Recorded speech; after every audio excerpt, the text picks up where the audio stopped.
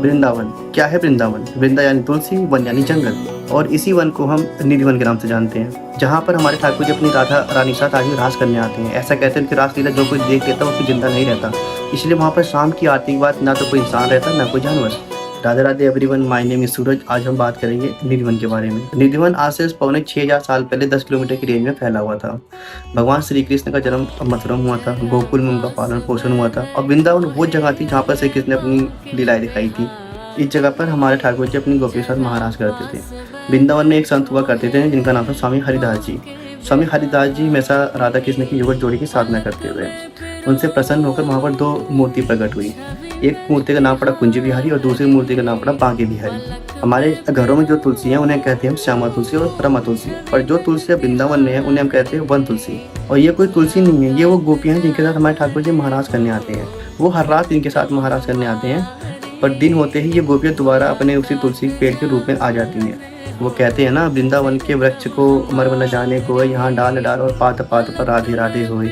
निधिवन में कोई भी पेड़ अकेला नहीं है, सारे पेड़ जोड़ों में है, जिसमें एक हमारे ठाकुर जी हैं और जो दूसरी है वो गोपियां हैं। इनमें से एक पेड़ के पत्ते का शेप मोर के पंख के जैसा है और दूसरी वाले पेड़ के पत्ते का शेप राधा रानी के मुकुट के जैसा है। निधिवन में एक जगह है ललिता कुंड। ललिता जी हमारी किशोरी जी की सखी थी। जब वो ठाकुर जी के साथ महाराज कर रही थी तो राज करते वक्त उनको प्यास लगी, तो अपनी प्यास बुझाने के लिए वो यमुना किनारे जाने लगी।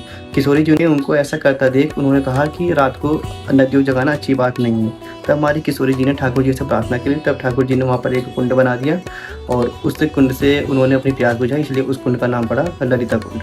निधिवन में एक जगह है श्रृंगार में, जहाँ पर हर शाम की आरती बाद पुजारी जी उस मंदिर को अच्छे से साफ करके वहाँ पर श्रृंगार की चीज़ें रखकर पान, लड्डू और एक लोटा पानी रखकर चले जाते हैं। जब वो सुबह आते हैं उसे खोलते हैं तो उन्हें वो श्रृंगार पहना हुआ बिखराया हुआ मिलता है, पान चबाया हुआ मिलता है, लड्डू आधा खाया हुआ मिलता है और जो एक लोटा पानी होता है वो खाली मिलता है।